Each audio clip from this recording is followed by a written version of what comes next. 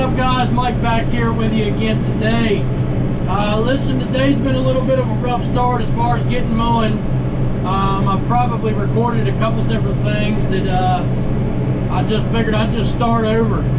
So we're out on a piece that we planted oats into with the intentions on baling oat hay. And you know, just like everybody else, we tend to want to try to get it cut while it's still in the milk seed area. You know, around that time frame, you get more benefit out of it. However, just like, you know, everything else in farming and time and everything else, we unfortunately enough could not get this cut at the right time. So actually, these oats have actually browned out. Probably another 3 days or so we could probably actually combine it. And for me, I'm not a seed, I'm not a grain guy. I don't do a lot of row crops or nothing like that. And I did find out that there's not really nobody around us to actually buy as oats, which surprised me. I didn't, I figured this would be just like any other commodity. It would be a sought after grain, but evidently in our area it's not. However, from what I was told up in Pennsylvania, if we wanted to go through all that trucking and everything else, it seems like we could get somebody, quite a few people I guess up that way, that would actually buy oats from us. But it's just not worth it. We've made the decision to say heck with it. We're going to go ahead and cut it anyway. And it's not going to be the best quality out here, but we're not going to lose it. Our cattle, ideally for cattle, they're still going to go ahead and they're still going to pick at it and eat at it and all that good stuff. We kind of figured, worst case scenario, we're basically making bedding. So it is what it is, I guess.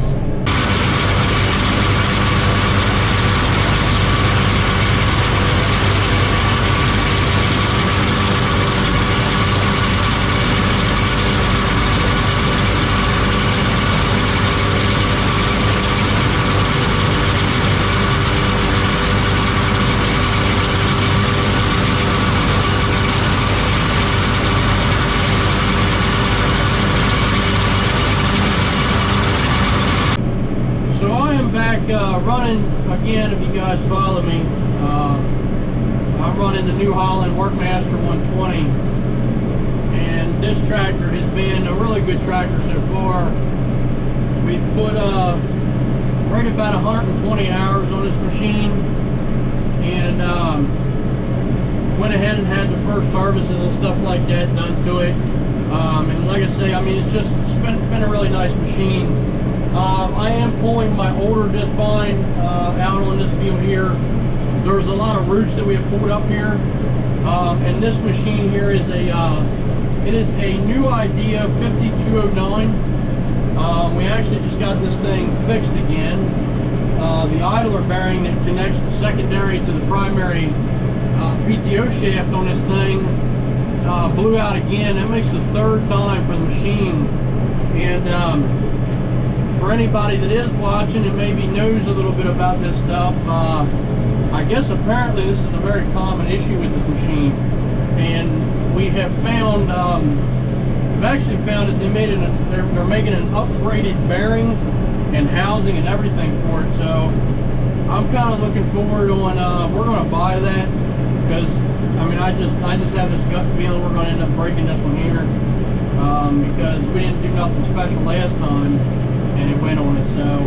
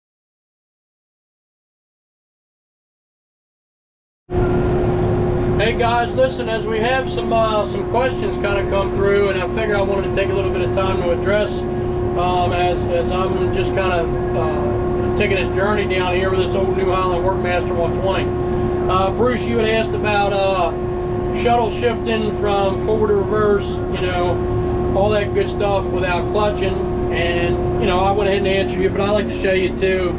I typically don't like to do this though. This tractor here has got, it's got 1, 2, and 3. John Deere's got an ABC on my 5075s. The D series, you know, goes up to that. Typically for myself, even though I believe that you can do this, I don't like to shuttle shift anything past really 2.2 or B2. One, reverse is just too damn fast. So either way you look at it, I think up to that is a good, you know, good speeds to operate and stuff like that. So we're just going to hit it in reverse. I'm not on the clutch. Again, go right into forward, not clutching at all, and I'll show you that again there. So I'm in forward, go right into reverse. I can go ahead without clutching. I'm on it. So that's one feature there, Bruce. I wanted to at least address that to you. Thanks for watching the channel. And then we actually have another. We've got a 2-position auto switch on here, and I wanted to show you guys this too. So over here are these factory, well, they're you set them as you go, but there are 2 presets that you can put on here on this tractor. And one thing that I like about it a lot is that when you're doing hay, you know, we often are pulling different equipment when you make sharp turns, that it makes some funny noises and stuff, and it's just, you know, you want to kind of ease down on it and stuff. So what I find myself doing is when I'm turning, I'll hit the slow, which actually right now I have this set for a lower RPM. I hit it one time without doing anything else, and it picks up. And then, like I say, when I'm turning, I'll go ahead and idle that down. I'll make my turn, and you know, once we get back into the straight line, I'll go ahead and hit it again. So that is that's one feature that I really do enjoy. I actually find myself using it a lot with this tractor. When I first bought it, I didn't quite understand it, but what I've learned with it is that you set these presets, and you can actually set them, you know, up and down, you know, change it from field to field, from implement to implement. I find myself using this a whole lot. So guys, we're going to head back home out here. We're done cutting hay for the day, but I wanted to take a moment to share that stuff with you guys.